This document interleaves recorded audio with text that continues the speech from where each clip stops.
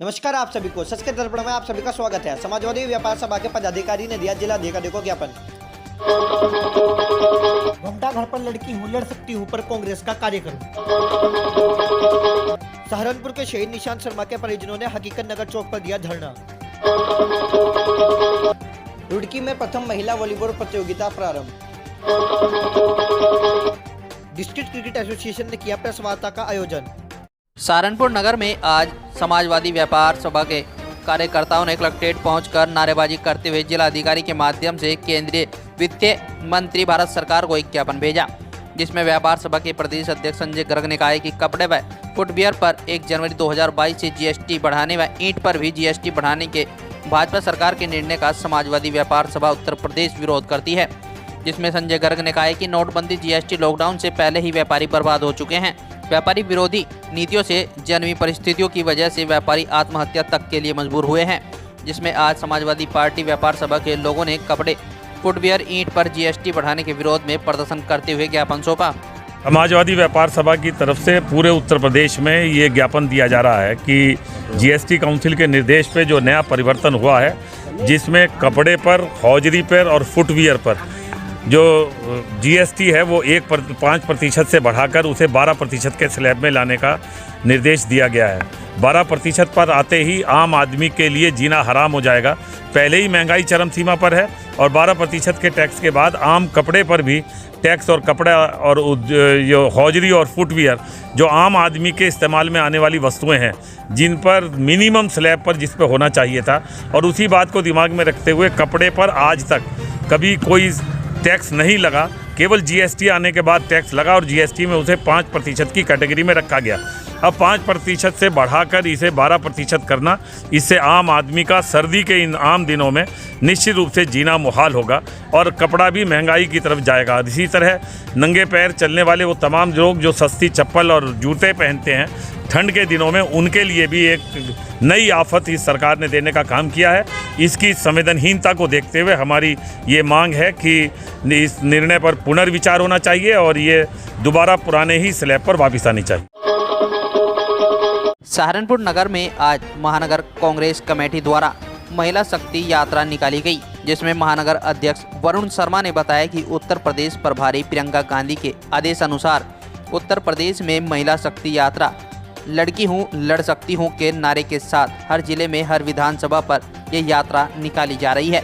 वहीं वरुण शर्मा ने बताया कि इस यात्रा का उद्देश्य है कि महंगाई और भ्रष्टाचार भारतीय जनता पार्टी सरकार ने देश और उत्तर प्रदेश में कर रखा है, उसके खिलाफ यह महिला एकत्र होकर आज भारतीय जनता पार्टी के खिलाफ सड़कों पर सहारनपुर की महानगर कांग्रेस कमेटी की टीम ने महिलाओं के साथ मिलकर किया है।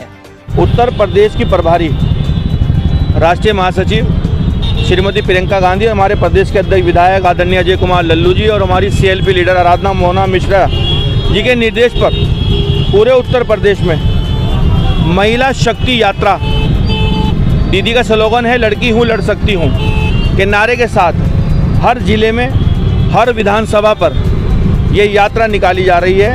हमारा मेन इस यात्रा का उद्देश्य है कि जो महंगाई और भ्रष्टाचार इस भारतीय जनता पार्टी की निकम्मी सरकार ने देश में और उत्तर प्रदेश में कर रखा है, उसके खिलाफ ये सभी महिलाएं एकत्रित होकर आज भारतीय जनता पार्टी के खिलाफ यहाँ पर हम सड़कों पर उतरने का काम महानगर कांग्रेस कमेटी की सभी टीम ने मिलकर उनके साथ किया है। और हम विश्वास के साथ और आशा के साथ जो प्रतिज्ञाएं आदरणीय श्रीमती प्रियंका गांधी जी ने उत्तर प्रदेश के लिए ली हैं कि आने वाले समय में कांग्रेस की सरकार उत्तर प्रदेश बनने पर महिलाओं के लिए यात्रा फ्री होगी, 3 साल में गैस के सिलेंडर मुफ्त होंगे और जो बच्चियां इंटर पास करेंगी उनको स्मार्टफोन और जो बीए बीएससी करेंगी उनको स्कूटी दी जाएगी, बिजली का बिल हाफ होगा। कोरोना काल में जो पीड़ित परिवार हुए हैं उन्हें 25,000 रुपये सहायता राशि दी जाएगी। आज कांग्रेस की ये जो प्रतिज्ञा यात्रा था, ये महिला शक्ति यात्रा के रूप में हमारी भावी प्रत्याशी पूर्व सभासद सुखविंदर कौर के नेतृत्व में महिलाओं ने भगत सिंह चौक घुमरान पुल से एक पैदल मार्च निकाला, जो शहीदगंज चौक, फुहारा, चौकी सराय, नेहरू मार्केट, घंटाघर होता हुआ यहाँ भगत सिंह जी के चरणों में घंटाघर चौक पर आकर के समाप्त हुआ। ये जो पैदल मार्च निकालना, इसका मेन लक्ष्य क्या है? देखिए, सबसे बड़ा लक्ष्य हमारा है कि जो महंगाई के खिलाफ प्रियंका गांधी जी ने लड़ाई है, और दूसरा लड़की हूँ लड़ सकती हूँ नारे के साथ जो महिलाएं सड़क पर आकर के विरोध कर रही हैं सरकार का, इस निकम्मी सरकार का, बलात्कारियों के समर्थन वाली सरकार का, उसी का विरोध करने के लिए हम लोग सड़क पर आए थे। सहारनपुर के लाल शहीद निशांत शर्मा 24 जनवरी 2021 को पाकिस्तान की ओर से की गई गोलाबारी में शहीद हो गए थे। शहीद के घर पहुंचकर नेताओं, मंत्रियों आदि ने परिजनों को आश्वासन दिया था कि निशांत शर्मा की प्रतिमा को एक चौक पर स्थापित किया जाएगा। लेकिन निशांत शर्मा को शहीद हुए 1 वर्ष होने को है, लेकिन आज तक निशांत शर्मा की प्रतिमा किसी चौक पर स्थापित नहीं की गई। परिजन प्रतिमा लगाए जाने को लेकर अधिकारियों के चक्कर काटकर थक चुके हैं, जिसके बाद आज परिजनों ने हकीकत नगर धरना स्थल पर प्रतिमा लगाए जाने को लेकर धरना प्रदर्शन शुरू कर दिया। इस दौरान हिंदू संगठन के कार्यकर्ताओं ने भी शहीद के परिजनों को समर्थन देते हुए धरने पर बैठ गए, जिसमें उन्होंने नगर निगम के खिलाफ जोरदार नारेबाजी करते हुए चेतावनी दी है कि अगर जल्दी शहीद निशांत शर्मा की प्रतिमा किसी एक चौक पर नहीं लगाई गई तो हिंदू संगठन सहित सभी कार्यकर्ता मिलकर अपने पैसों से जबरदस्ती एक चौक पर निशांत शर्मा की प्रतिमा को लगाने का काम करेंगे। मैं ममता शर्मा, निशांत शर्मा की माता जी, उनकी प्रतिमा के लिए बहुत बार हमने ज्ञानेंद्र जी के पास भी, मेयर साहब के पास में बहुत बार गए। बहुत बार उन्होंने हमें आश्वासन दिया कि निशांत की प्रतिमा के लिए, लेकिन अब तक तो कुछ नहीं हुआ। 1 साल का बहुत लंबा टाइम हो गया है, अब तक कुछ नहीं हुआ है। और मैं चाहती हूँ कि 24 जनवरी को उनका शहीद दिवस है निशांत शर्मा का, उससे पहले मूर्ति लग जाए तो बहुत अच्छा है। ये बड़े दुर्भाग्य की बात है कि निशांत भाई को 1 साल से ज़्यादा हो गया शहीद हुए, प्रशासन अब तक यहाँ एक मूर्ति की स्थापना नहीं करा पाया। उसी के संदर्भ में हम सब लोग यहाँ धरने पे बैठे हैं और आज ये हम लोग तय करेंगे। अगर प्रशासन इस बात को संज्ञान लेगा तो ठीक है, नहीं तो जगह के लिए हम लोग कमेटी बना रहे हैं, सब लोग यहाँ पे तय कर लें कि कहाँ स्थान खाली है और उसी स्थान पे हम निशांत शर्मा की मूर्ति की स्थापना, चाहे हमें ज़बरदस्ती करनी पड़े, प्रशासन रोकेगा तो उसके लिए भी टकराने के लिए भी तैयार हैं। अभी तो प्रशासन जाने इस बात को। ये लोग कितने दुर्भाग्य की बात है कि जो बच्चा शहीद हो गया इस देश के लिए, भारत माता के लिए, उसकी एक मूर्ति के लिए भी हमें यहाँ जो है धरना देना पड़ा है। तो बड़े दुर्भाग्य की बात है। शक्ति राणा, पश्चिमी उत्तर प्रदेश अध्यक्ष भैरव सेना। आज यहाँ पे किस जगह धरना प्रदर्शन? 1 साल पूर्व निशांत शर्मा नाम का एक फौजी साहब थे, वो शहीद हो गए थे।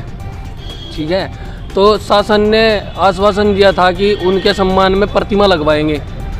1 साल आज उस आश्वासन को हो गया है, अभी तक कोई प्रतिमा नहीं लगी है। ये हमारे लोकप्रिय मुख्यमंत्री की लोकप्रिय छवि को बदनाम करने का जो कार्य सहारनपुर प्रशासन कर रहा है, सहारनपुर प्रशासन के कुछ अधिकारी कर रहे हैं, ये बहुत गलत है। हम इस चीज़ की निंदा करते हैं। भविष्य अगर हमारी मांग नहीं मानी गई तो भविष्य में ये बड़े आंदोलन का रूप भी ले सकते हैं। सहारनपुर डिस्ट्रिक्ट क्रिकेट एसोसिएशन द्वारा आयोजित प्रेस वार्ता में सहारनपुर के युवा क्रिकेट खिलाड़ी वासु वत्स के अंडर 90 क्रिकेट टीम में चयन होने पर खुशी जाहिर की गई। अपने चयन से उत्साहित वासु वत्स ने इसका श्रेय वासु के पिता ने एसडीसीए के सचिव अकरम सैफी को दिया है। अंबाला रोड स्थित एक सभागार में क्रिकेट टीम में चयनित वासु के पिता सुनील कुमार इतने भावुक हो गए और कहा कि यह उपलब्धि न केवल मेरे परिवार के लिए है बल्कि पूरे सहारनपुर के लिए है। देखिए, ऐसा है कि बीसीसीआई की ओर से आधिकारिक तौर पर इंडिया अंडर 19 वर्ल्ड कप की टीम की घोषणा की गई है और मुझे बताते हुए बड़ी खुशी हो रही है कि उसमें सहारनपुर के वासु वत्स को India under 19 world cup team में शामिल किया गया है। निश्चित तौर पर ही सहारनपुर क्रिकेट के लिए बड़ी उपलब्धि है। ये सहारनपुर क्रिकेट के लिए ऐतिहासिक क्षण है और मैं इस उपलब्धि के लिए सहारनपुर डिस्ट्रिक्ट क्रिकेट एसोसिएशन के डायरेक्टर जनाब अकरम सैफी साहब का धन्यवाद करता हूँ कि उनकी अथक मेहनत और प्रयास और लगन से कि आज सहारनपुर क्रिकेट को ये क्षण देखने को मिले हैं।